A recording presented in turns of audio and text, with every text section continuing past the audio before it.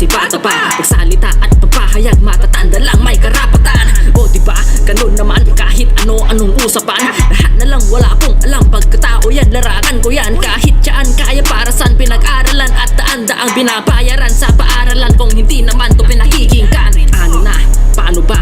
Ayaw mo lang matalo ka. Ikaw na nga yung mali, aba matuto ka ngang magpakumbaba. Makinig at umintindi ka rin, hindi yung puro kangawa. Yan yun diba yung mga sinasabi mo sa akin na hindi mo naman magawa. Sila lang nagpapatawa, sila lang daw dapat bayad lang.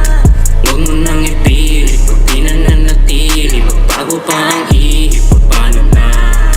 Matatandang nagpapatawa, sila lang daw dapat bayad lang. Huwag mo nang ipilit, pag di na nanatili, magbago pa ang ihip, paano na? Kung ganyan lang naman pala ang sistema, bakit di kaya? Wag na mangaral, umay na hayaan na lang lahat na tumanda. Pag kayo nagsasalita, nakikinig ako, tinatapos pa. Pero kapag ako na din ang nakikinig to, ngayon sabihin mo kung sinong walang respeto.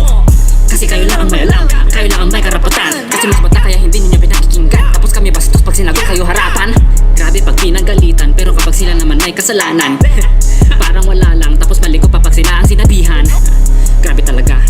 Tapos kayo pa magtataka, pag kayo pwede, putan ako po pag ako na ay walang utang na loob. Ni minsan din nakinig ang mga makaluma, o diba kayo naman ang nauna? Walang respeto ang mga bunga kasi kabastusan ka ko palag sa inyo mismo namumula. Sila lang nagpapatawa, sila lang daw